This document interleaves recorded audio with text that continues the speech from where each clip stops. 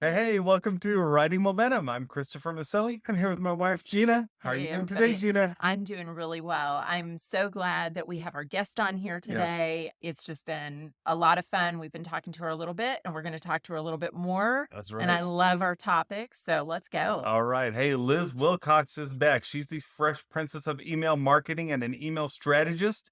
She shows small businesses, including authors like us, how to build online relationships, package up their magic, and turn it into emails that people want to read and purchase from. So she had, in the span of 5 years, she grew and sold a successful blog. She was bought out of her second company, and she built the third into a multiple six-figure business. Many people know her because she has over 4,000 users in her email marketing membership, which you're going to hear a little bit about today at the end of the podcast. And as we've said before, multiple times now, I think she is our best kept secret Yeah. because she helps us out every week with our author newsletter. Liz, how are you doing today? Oh my gosh, I'm so excited to be back on the show. Thank you for having me. What an honor. I'm doing great. Awesome. Awesome. Hey, we've talked about your email marketing membership before, and you've got over 4,000 members in that now, which is just amazing. And so we thought, hey, we want to have you just come back and talk about how you've achieved this goal. And it seems like you must have achieved all your goals in life then, because that is just so amazing. What left do you possibly have to do? Yeah, so hopefully by the time we air this and you're watching it out there on the interwebs, I'll have 10,000 members. Wow. But right now we've got about 4,000. And yeah, I've said this in our previous episode, I consider myself a writer first. And this allows me to write and be creative while also putting money in the bank, feeding my kid, paying my bills. So I really am living the dream. Thanks for pointing it out, Chris. Of course. But now, so what then is your ultimate goal? Is that the 10,000 members? Is that your ultimate goal? Is that why you've created this membership? Okay, so I feel like you writers will understand. This is something that's super close to my chest, and I don't like to tell a lot of people, but I just love Chris and Gina, and I love what they're doing for writers. And so I'm gonna do the brave thing, and I'm gonna sweat through this. I don't think I've ever said this to anyone but Chris and Gina and my sister ever in my whole life. So one day I really want to write a screenplay. I think I'm pretty darn hilarious, and I'm constantly, like, having little pieces of inspiration. This morning, I was walking into the 7-Eleven to get my Mountain Dew because I'm an addict, and I saw 2 men eating their lunch on the hood of the car, and I thought, "Wouldn't this be a great opening scene to a movie where someone walks out of the gas station and says, 'Hey, get off my car,' and then they just pick up their stuff and leave," right? And so that's my ultimate goal is I want to write a screenplay. I want to have the freedom to just sit and write a screenplay without worrying about selling it or is it good enough. I just want to write what I want to write. I feel like a lot of writers will probably identify with that. So while right now, of course, I am writing for my email marketing membership. I love it. I'm writing for my audience. One day I really do just want to get into comedy writing.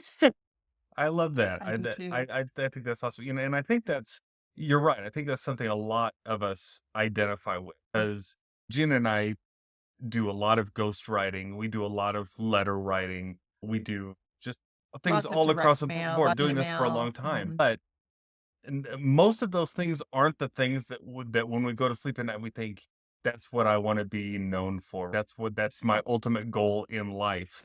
Like we also I've got a lot of children's books here behind me. I love writing children's books. That's the thing I love to do the most. But unless you have a huge bestseller, writing children's books will often not be the thing that can make you enough money to support your family, support your whole life, all that sort of thing. So we've found that there's other things that we have to do to supplement that, and that's where we get into the ghostwriting and the marketing writing and all those sort of things. And and I think it's okay to realize that as an author that doing other kinds of writing can help support and build toward that thing that you really want to do. Yeah, can I just say, and one of the reasons why I'm not writing what I want to write right now. And hopefully you identify as I'm scared. I'm terrified of failing. I much prefer to succeed. And so I have, unashamedly written things for other people or, for this or that. Like Chris said, I've sold to other businesses before. That was because I was following the cash flow. And I am not scared of that. I am not ashamed of that because I think I mentioned this in our last episode a few months ago. Like, I have a mouth, I have a stomach, I have a kid, I have bills to pay. And so, if you are like, this is not going to be an episode about follow your dreams and just write whatever the heck you want. This is called building a long term strategy as an author, right? And so, if you are in that ghostwriting stage and you have this guilt of, oh, I want to be writing my book right now. Yeah, of course, give yourself time to write that. But I say stand strong and firm in that you're doing what you have to do to live in a modern era. And I commend that. I think it's amazing. It's something that I'm doing. Of course, I've found something finally that I love to write about and makes me money. I've finally figured that out. But I do have a much bigger plan. I'm still not doing I haven't reached the top of the mountain quite yet, if that makes sense. I'm at a nice plateau right now, so to speak. Exactly. And I think when you're talking about this, we're talking about really a long-term strategy, right? We're talking about this is one of the phases as we get towards those passion projects. This is the phase that we're in. And I agree. I've had to really let go of some of that guilt like you're talking about because I have passion projects. I have books that are sitting right now that are nearly done that I haven't finished because I am doing some of this. But as we're talking about these long-term projects, I think they do often feed into that ultimate project that we're working on. And that we often tell writers, you're more than just that one book. You're more than, it's not just, oh, I'm going to write this book and release it to the world, and then I can kick back and not do anything else. That'd be nice though. That would be one and done. Yeah. Yeah, that's not reality. Building these long-term plans and understanding that you are more than your book, that one book, that's just an important part of as we walk toward that goal. I totally think so. So definitely. Okay. So let's talk nitty gritty then. So you said that you're at about 4,000 members as we're recording this. You want to have 10,000 by the end of the year. You want to be able to sit on the beach and write your screenplay eventually. So are you setting short-term goals? Like, how do you do it? Do you write down your goals? You create a vision board? What's the Liz way to creating a long-term strategy? Yeah. So I'm I don't know, I'm a very tactical person. And so I just do step by step. Of course, I start with the end in mind, toes in the sand, notebook in hand, or whatever. And I just look backwards to, okay, but where are you at right now, Liz? When I Mhm. started, I was in an RV park with a toddler. It was like, okay, that's a very far away place. What can you do right now to just get going, to start writing and maybe make a little cash? And that was for me to start a blog, to start an email list, and to sell I had a little mini book. Y'all, I didn't even write it in like Google Docs or Word. I wrote it in Canva because I wanted there to be images. And I was I so love that. ignorant. I didn't even know how to add images to Google Docs or whatever. So I was like, I guess I'll just write the whole thing in Canva. 10 out of 10 would not recommend. But really just having that big picture in mind. And I think being humble enough to say, okay, but that's probably really far away. Don't set that dream down. But also, what can you do right now to get going, to get in the practice of writing? Because Gina was saying, like, there's no shame, let go of that guilt. Also, writing for other people or starting off with a small blog or even a small book. If you are a children's author and you just start off with what are those golden spine books? Those little golden books. Maybe Yeah, you golden start off with a books. story like that. Yeah, but you eventually want to write something like Harry Potter, right? There's no shame in wherever you get started. So for me, it was I know I want to be a comedy writer one day.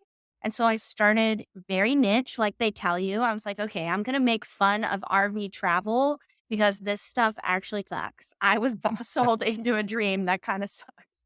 So I'm going to be sarcastic. I'm going to practice out loud on my blog. I'm going to write a book and I'm going to sell it to this email list. And now I have this membership. I knew eventually I wanted it to make 5 figures a month. That's what everybody's talking about, right? Oh, if you Mm. could just make $10,000 a month, you'd be set. So I said, okay, I'm going to start with my first 100. Okay, how can I get my first 1,000? Oh, wow, we're at 3,000. How could I get to 10,000? And that's what I'm working on right now. And I know once I hit the 10,000, I'll have cash flow to build out a team, to make the membership more practical for authors, another section more practical for e-commerce, etc. So I'm just going step by step and just always keeping that screenplay, like the carrot dangling in front of you as you step forward. It does seem like you're taking everything one step at a time, but you're staying on the same set of stairs, right? You're you're not looking at the next shiny object. You're saying, "Okay, this is where I'm heading, and I just got to make the next step up to make a natural progression forward." Yeah, you guys, like actually, a lot of people have shared with me or asked me, Liz, it seems like you jump all over the place. You had this blog, you sold that business, now you're doing email.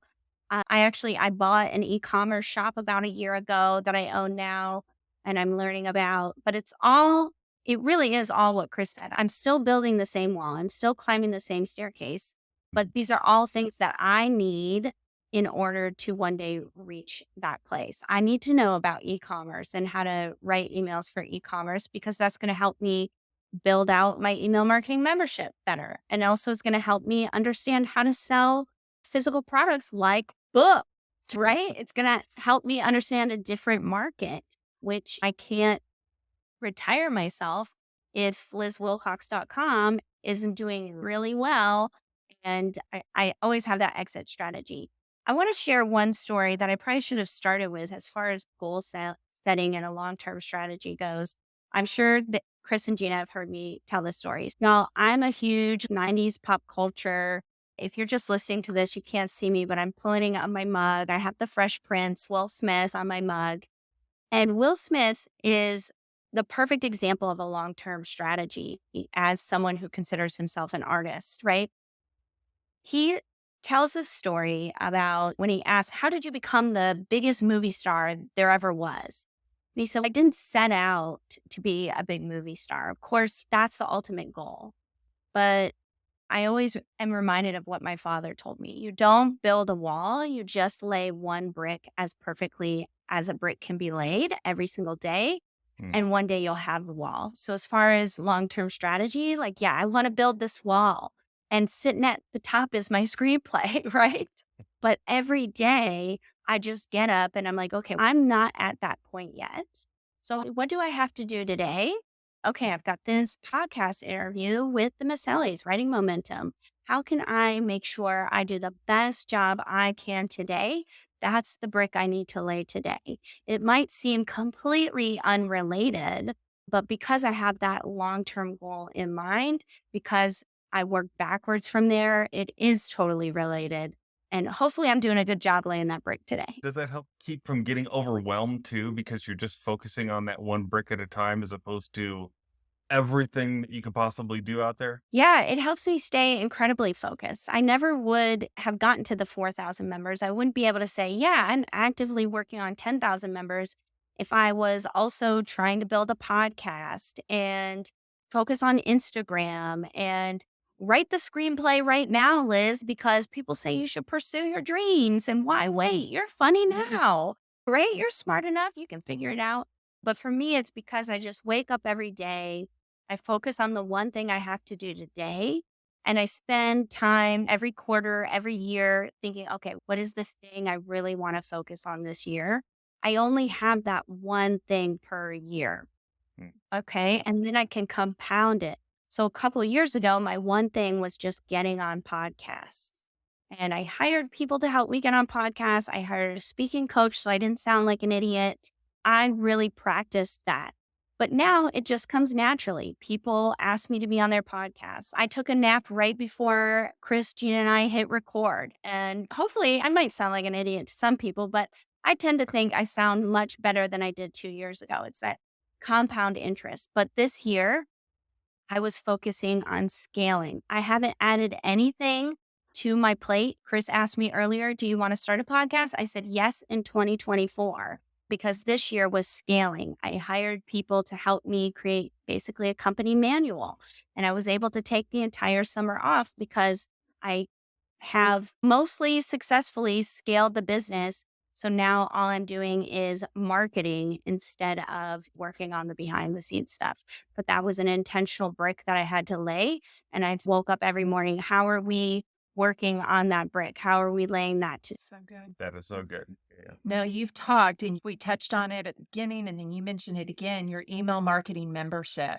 Tell us about that because, well, tell our listeners about it because Chris and I are already part of it and we love it. We're very enthusiastic about it. Yeah, we are. It's the killer offer, and it is not only the killer offer, but it is so helpful to Mhm. us as authors in making sure that we get our newsletter out every single week, that we get people interested in what we're talking about, that we just do it right. And so, yeah, tell our listeners about it. I'm sure some are going to want to jump in with it too. Yeah. So, practically speaking, email marketing membership is just that. It's a membership where I do your email marketing for you. I send out every Monday morning, 5 a.m. Eastern on the dot, a newsletter template, think Mad Lib style, with a video walkthrough and an outline. So you can get your newsletter out the door in 20 minutes or less. It's $9 a month. But if we're in terms of this long term strategy as an author, y'all, when I figured out that I was doing email in a way that worked and other people couldn't understand or weren't doing it the same way, I sold those other businesses. I was like, this is the thing I need to do. This is the thing I need to teach. Because it's not just about my screenplay. It's not just about me retiring and being able to write whatever the heck I want. I want the exact same thing for you. I really mean it when I say I want us all in on this. When I figured out I could make money online, I was like, move over, Jeff Bezos. These rich people have been lying. This is open for everybody. We should all be doing this together. With the long term strategy of it is I just want, it's not about, oh, I want 10,000 members so I can retire. I'm not going to retire with 10,000 members. It's about finding 10,000 people because I know they're out there and I know that I can help them. It's the same way when you're writing your book, whether it's a memoir, a children's book, you just have a special message and it's nonfiction, something like that. It's not that you want to sell your book to make a ton of money and disappear into the woods. It's you have this message that you quite literally can't keep inside and you want the right people to read it, right? We don't want everyone to read our books. We want those kids with that issue to read this book. We want our memoir to help other women leave their relationships from financial abuse. We want whatever your message is, you want those exact people to read your book. And that's why you have to get it out. And that's why I had to create email marketing membership. Seriously, I wrote a newsletter and created it like 10 minutes later. I was like, I'm so tired of only people who can spend thousands of dollars a month to work with me. I want to help the author who published their book but can't seem to learn how to sell it, or the blogger who wants to be a writer one day but is making pennies on the dollar from advertising on their blog. I wanted to help those people figure out email so that they can go with whatever their long-term goal is in life, whatever their next level vision is. That's why I created email marketing membership. That's why I'm talking to Chris and Gina and you today, because I want to find those 10,000 people. I'm dying. I'm dying to meet you. I'm dying to meet the other 9,999 because I know I have a message. I know I have a way to help you sell more books, build your platform, and just be able to write, just be able to move towards that long term strategy. And I know email can help you, and so can I. Yeah, that's That's so my good. soapbox. That's just so, and so what it is, it's a membership where every single week, Liz will send you essentially a template. It's kind of like a fill in the blank template, except for you can put it in your own voice and really make it your own. But it's like you're hiring, you're hiring an email strategist that is going to just help you know what to start with every week. It just gives Mhm. you a kickstart. And I don't think you mentioned the price yet. Did you? Have you mentioned the price? I think I did, but I'll say it again because Yeah. I'm shameless about it. Just like you should be shameless about finding the right readers for your book. It's $9 a month. Again, I kept it $9 because I want it to be accessible. I want to actually help you. I don't take client work. I don't write books for other people. The only writing I do is for email marketing membership. And for $9 a month, I'd love for you to get in and give it a try. Yeah, so if you want to check that out, we have a special link for you. It's wmdeal.com/Liz. And that's where you can find out how you can sign up for just $9 a month. It's the best investment I think that Gina and I have probably made in our business, is what we feel like. And then she also has another version of it called, it's an annual membership. It's basically the same thing. You can prepay for the entire year at once. And when you do, Liz also throws in all the trainings, like all of them that she does during the year. So you get not only the weekly template with the trainings in it, but also all the trainings throughout the year. And you can find that at wmdeal.com/Liz annual. And we will put both of those links in the show notes. Man, that's just, I love it. Every time I talk about your deal, Liz, I get excited.